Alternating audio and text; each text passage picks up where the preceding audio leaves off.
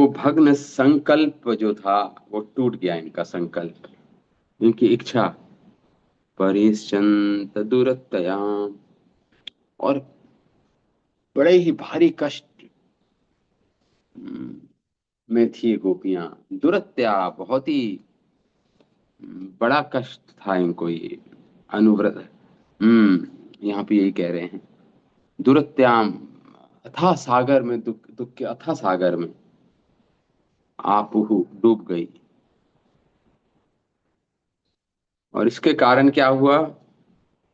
कृत्वा मुख मुखानन्वय शुचः श्वसेन, और उनका मुंह, उनके होठ सूख गए। बिंब फल के समान जो इनके होठ थे वो सूख गए। हम्म शुचः श्वसेन शुष्यत, और ये लंबी लंबी सांसें लेने लगी गोपियां। और सुखानि अतुः, और मुखा, जो मुखा था, मुख, उसको नीचे कर लिया इन्होंने। और चरणेन भुवन लिखंती, और अपने चरणों के अंगूठे से पृथ्वी पर ये रेखाएं बनाने लगी। अग्रये अपात मशी भी, और उपात मशी भी, जो मशी भी था, मतलब इनके जो काजल थे आंखों के, जो लगे हुए थे नयनों में, वो अंजन काजल से युक्त इनके प्रेमाश्रु बह रहे थे दोनों आंखों से। रो रही थी गोपियां। और कुम कुछ कुमकुमान मानी, और जो उनके कुछ कुमकुमानी, मतलब जो इनके स्तनों पर जो सिंदूर लगा हुआ था, अ, वो उस वो प्रेमाश्रु जो काजल से मिले हुए थे, वो मानो इनके कुछ कुमकुमानी, इनके स्तनों पर जो लगा हुआ सिंदूर था, उसको वो धो रहा था। मृजंती, मृजंती मतलब धो रहा था।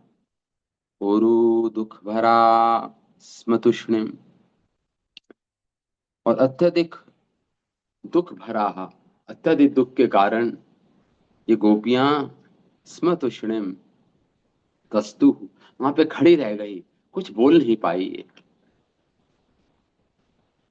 इतने महान दुख से भर गई, कुछ बोल नहीं पाई, वहीं पे चुपचाप खड़ी रही, आंखें अपने मुख को नीचे करके। तत् अर्थ सर्व कामा विनिर्वर्तत पेशम, कृष्णम विहंगतरम प्रतिभाषमाणम। तद अर्थ सर्व कामा, जिन भगवान के लिए, जिन कृष्ण के लिए, जिस कृष्ण के लिए उन्होंने सब कुछ त्यागा था, अपना सर्व कामा, सारी इच्छाओं को छोड़ दिया था। निवर्तित हो गई थी। विनिवर्तित मतलब, विनिर्वर्तित मतलब त्याग दिया था सब कुछ, सारी इच्छाओं को। प्रेष्ठम, अपनी प्रियतम, कृष्णम प्रियंगतरम इवा, वो कृष्ण जो अभी इतनी निष्ठुरता से बोल रहे हैं, निष्ठुर होके बोल रहे हैं भगवान। प्रियंगतरम इवा, निष्ठुरता से भरी उनकी वाणी थी, उनके शब्द थे। प्रतिभाषमाण, और जब उन शब्दों को सुना है इन गोपियों ने, रुदित, रोने लगी, रोने लगी। नेत्र विमृज्य, लेकिन अब जब रो रही थी, स्तंभित खड़ी थी, तो अचानक ही अपने आंखों को पोंछा उन्होंने। हाँ, किंचित सरंभ, और मानो प्रणय कोप में आ गई हो, मानो गुस्से में आ गई हो। प्रणय कोप मतलब प्रेम से भरा क्रोध, उस ये सारे अनुभव हैं। हाँ, और इसलिए आंखों को पोंछा इन्होंने, और गदगद गिरा, रोती हुई वाणी से, गदगद वाणी से, अनुरक्ता अब्रुवता, बोलने बोलने लगी। वो गोपियां जो अनुरक्त थी भगवान से, भगवान की अनुरक्ता थी, भगवान से प्रेम करने वाली गोपियां, उन्होंने अपने काजल को पोंछा, अपने आंसुओं को पोंछा, और इस प्रकार बोलने लगी गोपियां। ये हमने पिछले क्लास में ये सब हमने सुना था। इस पर हमने जीव गोस्वामी की भी कमेंट्री पढ़ी थी, और आज विश्वनाथ चौबे ठाकुर की कमेंट्री जो हमारी रह गई थी, उसको पढ़ के फिर हम अगले श्लोक पर आते हैं। इस प्रकार गोपियों ने गोविंद के कथन को सुना। गोविंद का तात्पर्य वो जो वाग विलासी विलासों को जो प्रयोग के लिए प्राप्त करते हैं, जो वे गोविंद कहलाते हैं। इसका अर्थ बता रहे हैं गोविंद शब्द का। तो यहाँ पे विश्वाचार्य श्री कृष्ण के प्रकट वाक्यों में अप्रियता का कारण उन्हें समझ नहीं आ रहा था, तथा ध्वनि श्लेष से जो प्रार्थना में अर्थ प्रकट किया था वह उन्हें प्रिय तो लग रहा था, परंतु उनको संदेह भी हो रहा था। देखिए, कुछ कुछ समझ पा रही थी भगवान का प्रार्थमय पक्ष, भगवान के शब्दों का वास्तविक अर्थ कुछ कुछ समझ पा रही थी, लेकिन पूर्ण रूप से तो, लेकिन अभी भी संदेह था भगवान के उन शब्दों पर कि वापस जाओ ब्रज में।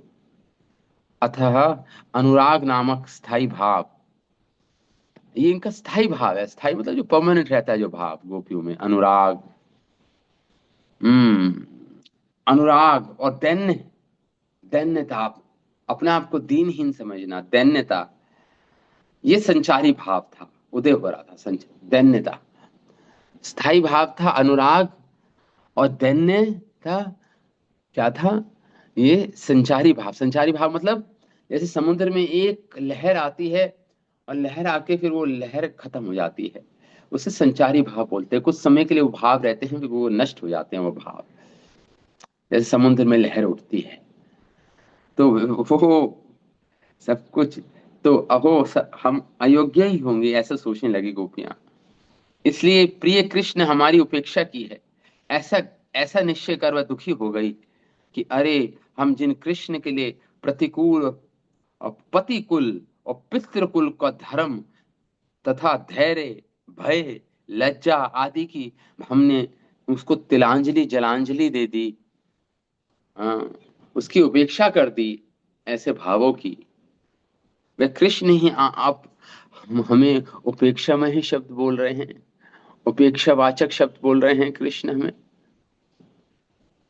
इसी से उन्हें उनके संकल्प भंग हो गए और वो चिंतित हो गई वो गोपियां।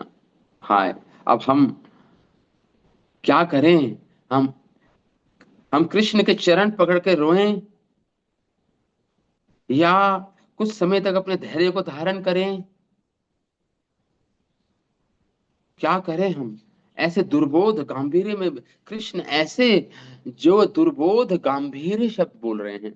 दुर्बोध मतलब जिनको बूझा ना जाए, जो बहुत ही मुश्किल है समझना, कठिन है जिनको समझना उनके शब्दों का आशय, और गंभीर है, अति गंभीर शब्द भगवान बोल रहे हैं ये। तो और हम अलग जाकर सब इन दुर्बोध गंभीर शब्दों पर विचार विमर्श करें कि क्या कृष्ण चाह रहे हैं हमसे, क्या इनका आशय है। ऐसे इस प्रकार अनेक भाव उठने लगे गोपियों के अंदर, और इनके आशय का एकांत में जाकर विचार करें, अथवा क्या अपने प्राणों को त्याग दें हम यहीं पर। ये विचार भी आया, अपने प्राणों को त्याग दें, तो अपने प्राणों को कृष्ण के सामने त्यागें, या जमुना जी में कूदकर अपने प्राणों की आहुति दे दें, प्राण छोड़ दें। है, यदि प्राणों को त्याग दिया जाए तो इनका मुख दर्शन कैसे कर पाएंगे? फिर सोचती है कृष्ण का मुख दर्शन कैसे कर पाएंगी। और यदि प्राणों का त्याग नहीं किया तो कैसे इस ब्रज में जीवित रह पाएंगी हम? अहो, ये तो हमारे पति आदि का भजन करने का आदेश दे रहे हैं, बड़े ही धर्म उपदेशक बने बैठे हैं, परंतु हम वमन भक्षण के समान कार्य करने कैसे कर पाएंगे? वमन मतलब जो वमन कर दिया, वो उल्टी कर दिया, उसको दोबारा मुंह में लेना तो असंभव नहीं। हमने तो ये सारे लौकिक संबंध सब त्याग के आए हैं, इसका वमन कर दिया हमने। हम दोबारा कैसे ग्रहण करें, हम क्या करें, इस पर विचार करती हुई गोपियां चिंता ग्रसित हो गई, अपार चिंता में डूब गई गोपियां। श्री विश्वनाथ ठाकुर एक श्लोक लिखते हैं कि गोपियों का ऐसा समूह एक चातकों की पंक्ति है, जैसे चातक पक्षी होता है ना, जिसे कृष्ण रूपी मेघ ने पहले तो वेणुनाद करके आमंत्रित किया, और बाद में जिस विश्व की वर्षा की उससे अब भगवान विश्व की वर्षा कर रहे हैं। और गोपियों के विस्मित होकर उन गोपियों ने वो विष भी शीघ्र पान कर लिया था। बताओ, विश्व में ऐसी कौन सी प्रेमिका होगी जो अपने नियमों को त्याग करने के लिए तैयार हो जाए। विश्वनाथ ठाकुर लिखते हैं ये श्लोक, उनके द्वारा रचित श्लोक है। गोपियों में चिंता नामक संचारी भाव उत्पन्न हुआ। ये भी संचारी भाव है। संचारी मतलब कुछ समय के लिए रहता है भाव, और उसी के अनुभवों का शिव सुखदेव गोस्वामी, अब वो जो संचारी भाव उत्पन्न हुआ है उसका क्या बाह्य रूप से क्या उसका, वो कैसे प्रदर्शित करेगा वो भाव, उसको अनुभाव बोलते हैं। उनके होंठ सूख गए, अपने मुखों को उन्होंने नीचे कर लिया। प्रेम के अनुरोध से ही हमारी स्वाभाविक लज्जा या का त्याग हो गया। इस कारण अब हम कुलवती स्त्रीगण लज्जा प्राप्त कर रही हैं मानो, अब लज्जा प्राप्त कर रही हैं हम वापस अपनी, जो हमें पूंजीभूत लज्जाशीला बना रहा है। फिर भी हमारे द्वारा इस लज्जा का भी त्याग प्रेम के कारण ही संभव हो रहा है। ऐसी लज्जा त्याग भी प्रेम रस जानने वाले लोग उसकी प्रशंसा करेंगे, निंदा नहीं करेंगे। प्रेम तो वह लक्षण है कि वह अपने विषय परमेश्वर को भी अतिशय वशीभूत कर लेता है, ये प्रेम है। तो उसे ही तो प्रेम कहते हैं। परंतु यदि हमारे द्वारा अपने प्रेम के विषय श्री कृष्ण को वशीभूत नहीं किया गया, तो यही ज्ञात होगा कि हमारा प्रेम नामक वस्तु है ही नहीं, हम में प्रेम है ही नहीं। अगर हमने जिसे हम प्रेम करते हैं वो उससे उससे वशीभूत नहीं किया, तो हमारे अंदर प्रेम नहीं है, इसका मतलब। फिर क्या जाने हमने क्या हमने क्यों अपनी लज्जा को त्याग दिया। इस प्रकार गोपियों में अनुताप, लज्जा और चिंता, ये तीन संचारी भाव उत्पन्न हुए। ताप अनुभव कर रही थी, लज्जा इसलिए मुख को नीचे कर लिया था, और चिंता करने लगी थी। इनमें अनुताप का वर्णन करते हुए मुखों की विशेषता बतलाई गई है कि मुख सूख गए, कैसे, शोक से उत्पन्न होने वाले श्वास गर्म आ रहा था निश्वास से। इनके मुख में जो मुख सूख गए थे, जैसे सूर्य की धूप से यदि पकवे बिंब फल सूख जाते हैं, इसी प्रकार उन गोपियों के होठ सूख गए थे। और लज्जा और चिंता नामक संचारी भावों का वर्णन किया जाता है। तो गोपियां बाएं चरणों के अंगूठों से पृथ्वी को कोरेदने लगी, मानो कह रही थी, हे पृथ्वी माता, तू फट जा, तुझ में हम प्रवेश करें। यही भाव था गोपियों का। यही तो। और शोक और संताप वर्णन, काजल से मिश्रित आंसुओं से वे वियोग रूपी महानुताप रूपी आशा से कुचों को उनके कुछ पर पड़ रहे थे, उनके संतापित जो उनके अश्रु थे। तो इस प्रकार गोपियों के नयनों में उमड़ने वाली यमुना एवं हृदय में स्थित संताप रूपी अग्नि से भिगोने एवं सुखाने की होड़ मच गई। हृदय में ताप उससे सूख रहा था, और अश्रुओं से यमुना बह रही थी, इतने अश्रु बह रहे थे, वो गीला कर रही थी, और जो ताप था हृदय का वो सुखा रहे थे उन अश्रुओं को। तो मानो होड़ लग गई थी दोनों के बीच में। उन गोपियों में विशाल दुख का भार लदा हुआ था, अतः वह चुप खड़ी रही। भाव यह है कि भार असत्य होने के कारण उनकी चेतना भ्रष्ट हो गई, कुछ समझ नहीं, सुध बुध नहीं रही, तब भी वह खड़ी रह गई। इस बात से यहाँ पे ये निष्कर्ष निकलता है। तो फिर तो फिर अरण्य रोदन क्यों कर रही हैं, रुदन क्यों कर रही हैं फिर? प्रसन्न मुख होकर अपने अपने घर चुपचाप क्यों नहीं चली चली जाती हो, मानो कृष्ण अगर कहें, रुदन क्यों कर रही है, चुपचाप जाके अपने घर चली जाओ ना। मैं तो उपेक्षा में शब्द बोल रहा हूं, तो तुम घर चली जाओ, मेरी बात मान लो। यहाँ पे रुदन क्यों कर रही हो खड़ी होकर?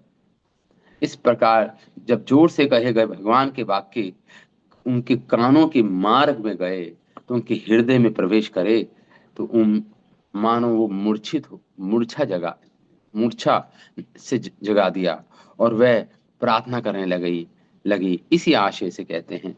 पहले अनेक प्रकार से कृष्ण का अंगसंग किया था, अथा जो जो काम गोपियों, जो प्रियतम था गोप, परंतु अब कारण के बिना ही प्रतिकूल जैसे कठोर वचन बोल रहे हैं भगवान, अप्रियम। हाँ, तो इस प्रकार गोपियों के मन में यही शब्द आ रहा था। उनके नेत्र रुदन से अंधे हो गए थे। उन्होंने पूछा, और फिर हम और कहने लगी, हम हमारे किसी अपराध में हमें क्यों प्राण दंड दे रहे हो स्वामी, हे प्रियतम? इस पर इस बात पर कि हमने कौन सा ऐसा अपराध किया कि इतना कठोर दंड मिल रहा है, इस बात पर वो कोप में आगे क्रोधित हो गई। वो संचारी भाव उत्पन्न हो गया एक नया, क्रोध। इसे कोप भी बोलते हैं, प्रणय कोप बोलते हैं जिसको, प्रेम से भरा क्रोध। इसलिए कुछ कुछ क्रोध के कारण इनकी वाणी गदगद हो गई थी। वो गोपियां विचारने लगी कि निसंदेह हम दोनों ही प्रकार से एक प्रेम शून्य है, अर्थात दंडनीय भी हैं और अयोग्या भी हैं हम गोपियां, अतः कृष्ण से दूर हो जाना ही उचित होगा। इसी आशय से उन्होंने अंधा, जैसे अनुराग से अंधा व्यक्ति विचार को सहन नहीं कर सकता, अनुरागिनी ये गोपियां अब विचार कुछ कर नहीं पा रही थी। ये सब अनेक अनेक अनुभाव की अनुभाव प्रकट हो रहे थे और विभाव प्रकट हो रहे थे, चिंता, लज्जा, कोप, अधीरता, ये सारे अनुभाव प्रकट हो रहे थे इन गोपियों में। अब गोपियां बोलने लगी, श्री गोप्यो वाच, अब गोपियां बोल रही हैं, देखिए, अब कृष्ण ने बोला, अब गोपियां बोलेंगी।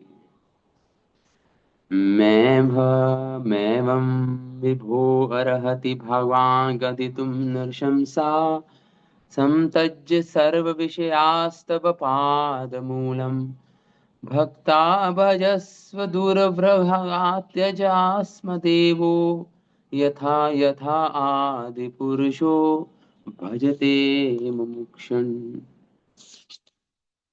मैवं विभो अर्हति भगवान् गदितुं नृशंसः संत्यज्य सर्वविषयास्तव पादमूलम् भक्ता भजस्व दुर्वग्रह मा त्यजस्मान् देवो यथा आदिपुरुषो भजते मुमुक्षुन्। कह रही है, हे प्रभु, ये गोपियां बोलने लगी,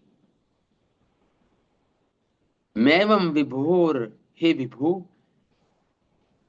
हे स्वामी, हे सर्वशक्तिमान, उचुहु मां, इस तरह महा महा ए- एवं, इस तरह आपको नहीं बोलना चाहिए, अरहति नहीं बोलना चाहिए, भगवान गदितुम नृशंसा, आपको नहीं बोलना चाहिए भगवान गदितुम नृशंसम।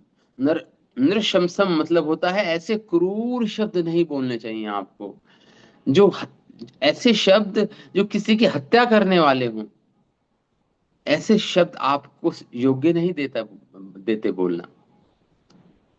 मैवं विभो अर्हति भवान् गदितुं नृशंसम् संतज्य सर्व विषयांस्तव पाद मूलम। विशेषकर हम गोपियों को, जिन्होंने संतज्य त्याग दिया सबको, सर्व विषयान सारे विषयों को त्याग दिया, सारे संसारिक विषयों को त्याग दिया, और तब पाद मूलम आपके चरणों के तलों में आई हैं, आपके चरणों के की शरण लिए है हमने कृष्ण। तब पाद मूलम, हे प्रभु, हाँ हमने आपके चरणों की शरण ली है हे कृष्ण। भक्ता भजस्व दुरवग्रह मत्यजस्मान। कह रहे तो आपको हमारे हमारा भजन करना चाहिए, मतलब हमारी सेवा करनी चाहिए, या अपनी सेवा हमें देनी चाहिए। भक्ता भजस्व दुरवग्रह, दुर्वग्रह मतलब हे, भगवान को हठीले करके कह रही है, हे हठीले कृष्ण, जो जो हठ पकड़ लिया जिन्होंने। मां त्यजस्मान, जिस प्रकार यदा आदि पुरुषो भजते मुमुक्षुन, जिस प्रकार भगवान विष्णु जो आदि पुरुष हैं अपने भक्त मुमुक्षुओं का भजन करते हैं, उनकी सेवा करते हैं, उनकी इच्छाओं को पूरी करते हैं, इसी प्रकार आप हमारी इच्छाओं को पूरी करें हे हठीले कृष्ण, हमें त्यागे नहीं। मां त्यजस्मान, हमें त्यागें मत त्यागें। देवा, जिस प्रकार भगवान विष्णु जो मुमुक्षु होते हैं, जो मोक्ष की कामना से भगवान की भक्ति करते हैं, विष्णु की वैष्णव जन होते हैं, जैसे भगवान उनको कभी नहीं त्यागते, विष्णु वो महान आदि पुरुष कभी नहीं त्यागता अपने भक्तों को, इस प्रकार हम भी आपकी भक्ता हैं, आपके अनुरक्ता हैं, आपकी प्रेमिकाएं हैं, हमें आप उसी प्रकार मत त्यागिए। जिस प्रकार भगवान नारायण अपने भक्तों को नहीं त्यागते। क्यों? क्योंकि हमने सारे भौतिक भोगों का परित्याग कर दिया कृष्ण, सारे भौतिक भोगों का परित्याग कर दिया हम।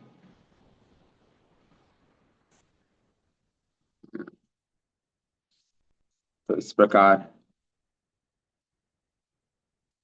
ये दो श्लोक गोपियां भी आगे और बोलेंगी।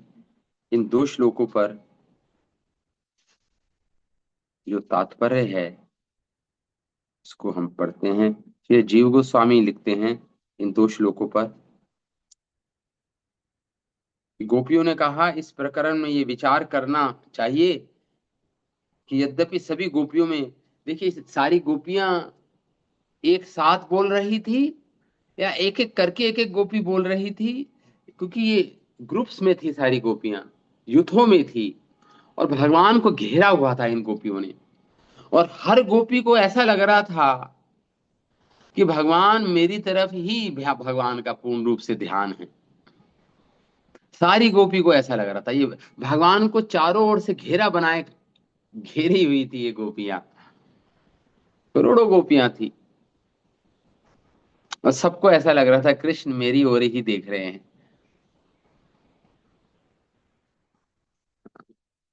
तो गोपियों के द्वारा कहे गए इन वाक्यों का समर्थन करते हुए अपने अपने भावों को प्रस्तुत किया था इन गोपियों ने। फिर भी सभी को ऐसा लग रहा था मानो कृष्ण हमारे सम्मुख ही हैं। बोल रहे हैं जीव गोस्वामी, प्रार्थना कर रहे हैं इन गोपियों के चरणों में। जीव गोस्वामी बोल रहे हैं, गोपियों, हे ब्रज गोपिकाओं,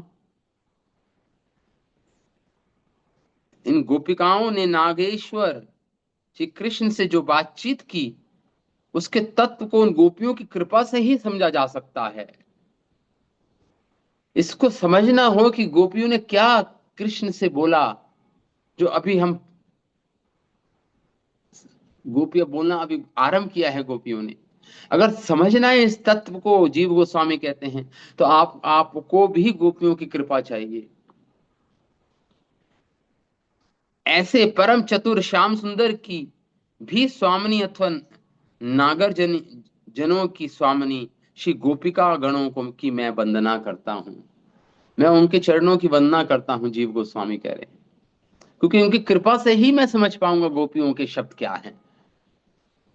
अपनी बुद्धि तर्क से नहीं समझ जा सकता, क्योंकि तो प्रेम का क्षेत्र है। प्रेम को आप कैसे समझेंगे तर्क से? ये कोई योग विद्या, कोई ज्ञान मार्ग नहीं है, ये तो प्रेम का मार्ग है, भक्ति योग।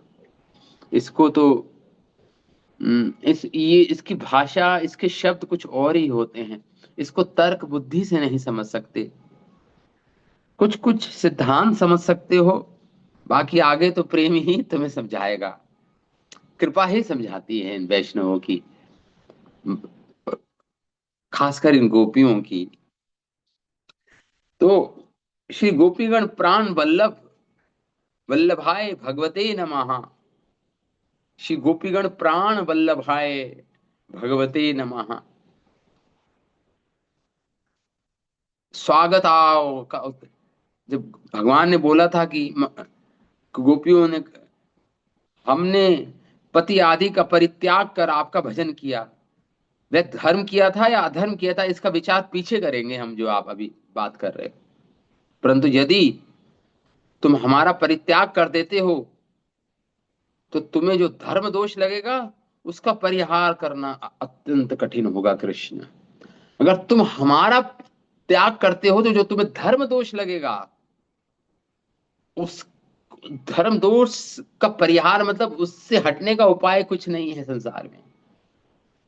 गोपियां कह रही हैं, "हम्म, तुमने जिन वचनों को अभी अभी कहा है उससे मिलते जो जुलते शब्द भी नहीं बोलने चाहिए। इन शब्दों की तो बात छोड़ो, इन शब्दों से मिलते जुलते शब्द भी तुम्हें बोलने के लिए तुम्हें नहीं बोलने चाहिए कृष्ण। हाँ, क्योंकि ये शब्द नशंस हैं, क्रूर हैं ये शब्द, हृदय विदारक हैं ये शब्द। हृदय का, हृदय को फाड़ने वाले हैं, विदारक है, हृदय विदारक है तुम्हारे शब्द हैं। हम्म, क्योंकि आप तो प्रेम स्निग्ध स्वभाव वाले व्यक्ति के रूप, आपका ये रूप कैसे, आप ये रूप कैसे बना सकते हो? क्योंकि आप तो प्रेम स्निग्ध स्वभाव वाले व्यक्ति हो और प्रसिद्ध हो अपने प्रेम के लिए, प्रेम बांटने के लिए, प्रेम करने के लिए। जैसा कि सुखदेव गोस्वामी पहले ही कह चुके हैं कि गोपियों की वाणी में सरम भगत भगवत गिराहा, कोप था। ये थोड़ा थोड़ा क्रोध कोप था इन वाणी में गोपियों की। इसे प्रणय कोप बोलते हैं।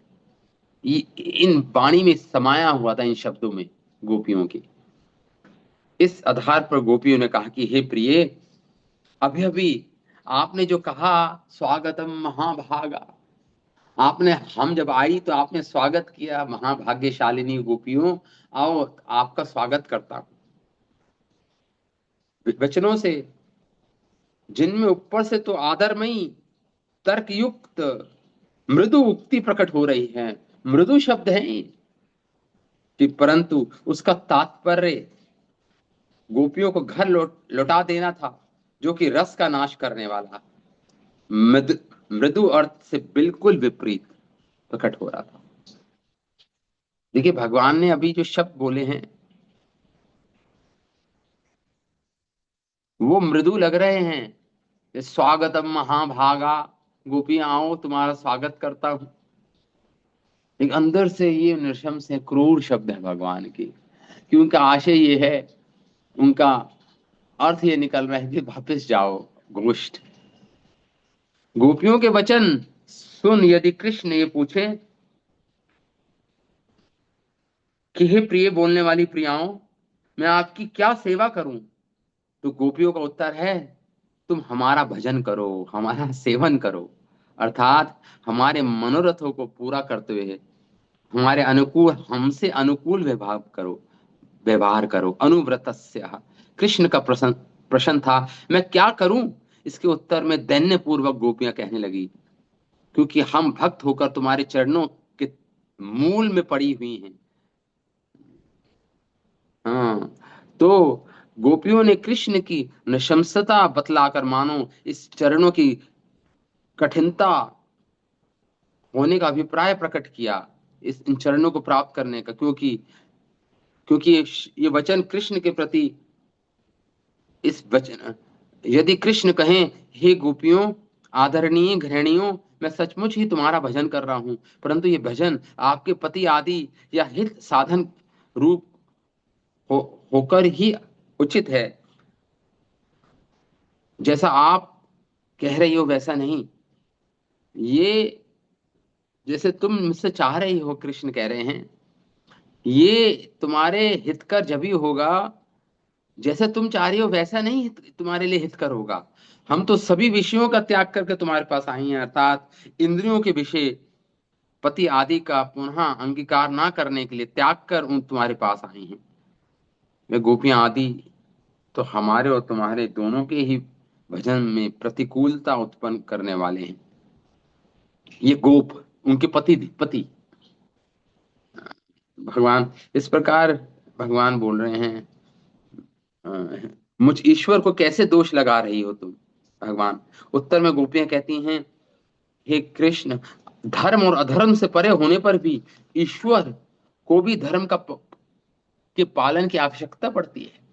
हालांकि ईश्वर धर्म अधर्म से परे है, लेकिन फिर भी ईश्वर ईश्वर धर्म का पालन करते हैं, ऐसा देखा गया है। इसी आशय से गोपियां कहती हैं, देवो यथा, जब देव नारायण भी मोक्ष कामियों का भजन करते हैं, भगवान नारायण भी जब अपने भक्तों का भजन करते हैं, उनकी सेवा करते हैं, जो मुमुक्षु होते हैं, तो फिर उनके अन्य भक्तों का वह भजन करेंगे। इसमें इसमें इसमें इसकी इस इस इसकी इस बात को कहना ही क्या फिर।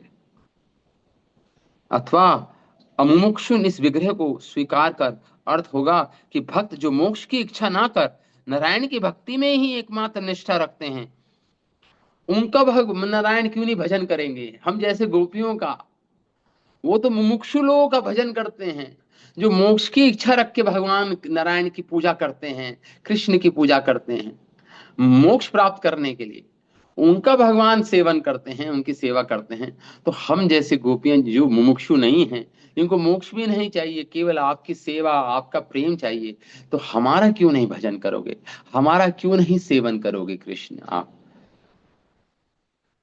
ये कहने का अर्थ है इन गोपियों का। इस प्रकार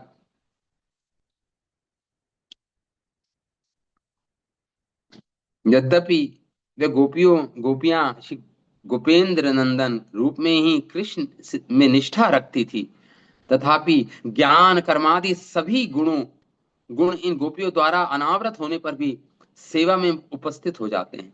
देखिए, ये गोपियां, आपको लगेगा कि भगवान का ऐश्वर्य ज्ञान बतला रही हैं कि भगवान नारायण है,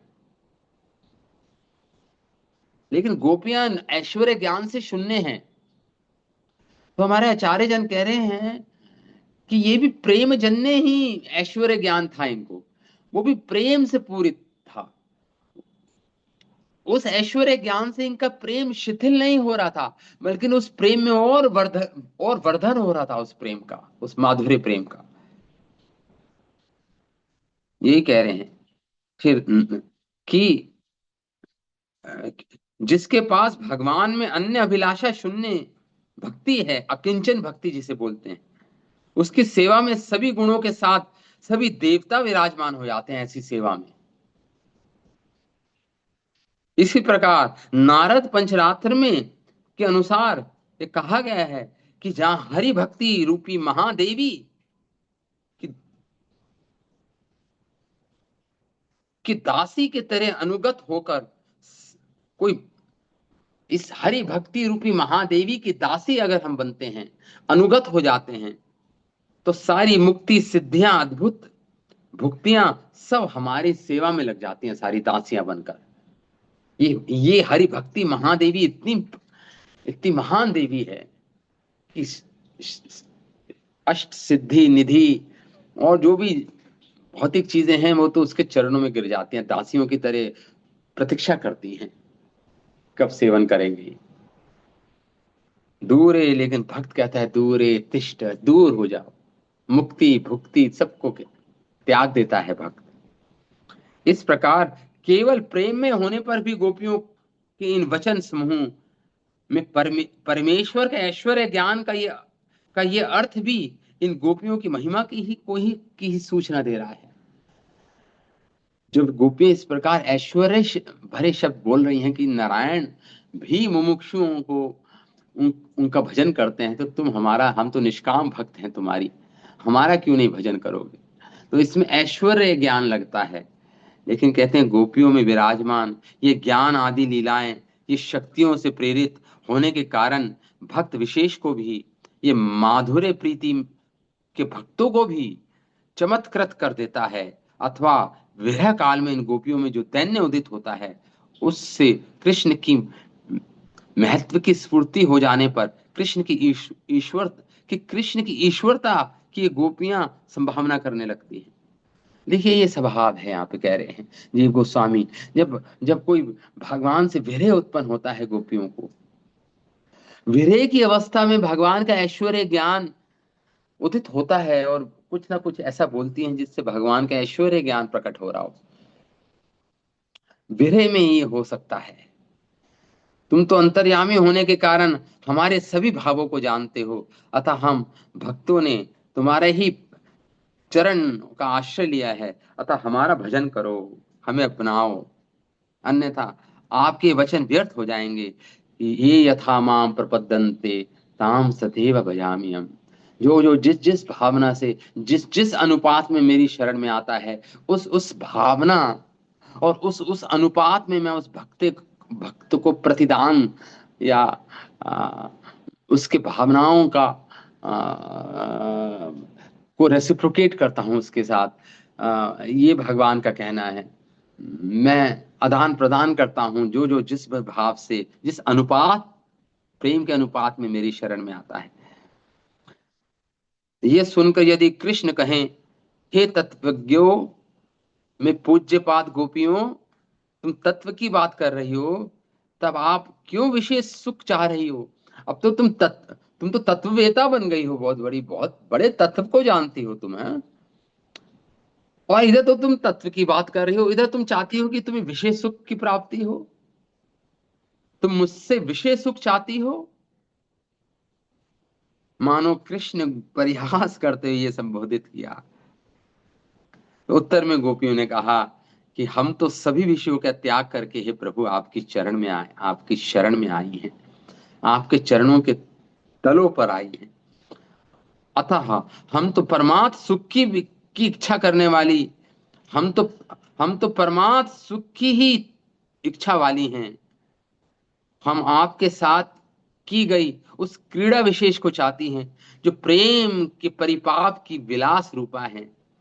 क्योंकि ये सभी पुरुषार्थों की सर्व सर्व स्वरूपा है। जितने भी पुरुषार्थ हैं, सबका सार है ये प्रेम। आपके साथ प्रेम का आदान प्रदान करना, ये सर्व सर्वस्व रूपा है, सार सर्वस्व रूपा है।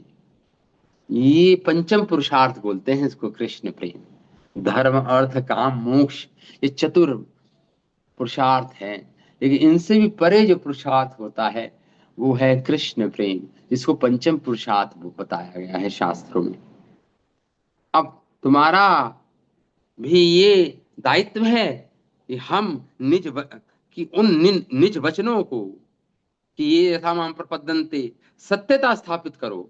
उस प्रकार उपेक्षा से तुम्हारी, इस प्रकार तुम भी हमारी ही तरह अन्य सभी प्रयोजनों का त्याग कर हमारा भोग करो, ऐसा मूल अभिप्राय समझना चाहिए। हे स्वच्छंद रहने वाले कृष्ण, हम तुम्हारी शरण में आई हुई इन गोपियों का त्याग मत करो हो। यद्यपि परमेश्वर होने के कारण तुम्हें अधर्म नहीं छू सकता, फिर भी श्रुतियां तुम्हारे बारे में कहते हैं कि तुम सत्य संकल्प हो, जो तुम संकल्प करते हो सत्य हो जाता है। ऐसा वेद कहते हैं, तुम सत्य काम सत्य संकल्प हो। हम्म, तो इसके अनुसार तुम्हारी सत्य संकल्पता में विरोध उत्पन्न हो जाएगा एवं तुम्हारी प्रतिज्ञा की हानि हो जाएगी, जो परम अनुचित ही होगा। ऐसा भाव प्रकट करते हुए अन्य अन्य भी जिन भक्तों ने वैकुंठ पर्यंत साम्राज्य आदि का त्याग करके तुम्हारे चरणों को ग्रहण किया है, तथा जो तुम्हें कभी छोड़ना नहीं चाहते, ऐसे जनों का भी तुम सेवन करो, अर्थात उन्हें स्वीकार करो। यहाँ पे कहने का अर्थ यह है कि तुम्हें तुम्हें त्याग ना करने वाले, तु, तुम जो तुम्हें त्यागते हैं तुम उनका भजन करते हो। इस विग्रह में यही इसी बात को समझना चाहिए। इस प्रकार जीव गोस्वामी ने ये एक श्लोक कोट कर रहे हैं यहाँ पे जीव गोस्वामी कि आ, गोपियों ने पूर्व में कहे यज्ञ पत्नी, जब यज्ञ पत्नियों के प्रथम पद का भी यही उच्चारण किया था कि व्याकुलता की समानता के कारण ही समझना चाहिए। गोपियों इस प्रकार लंबा और तात्पर्य है जीव गोस्वामी का। समय हो गया क्या? मैं चाह रहा था कि बहुत ही कठिन विषय है। अभी हम आई थिंक यहीं पे इसको विराम दे सकते हैं। जी प्रभु जी, क्योंकि 7-8 मिनट बचे हैं आज के लिए बस। हाँ, तो फिर हम यहीं पे विराम देते हैं, क्योंकि ठीक से मैं पढ़ नहीं पाया कल, लेकिन मैं कल कल इसे ठीक से पढ़ के मैं आपको समझाने का प्रयास करूंगा। ठीक है प्रभु ठीक है, जी। तो अभी यहीं पे हम विराम देते हैं इस कथा को, आज की इस कथा को। श्रीमद् भागवतम महापुराण की जय। श्री रास पंचाश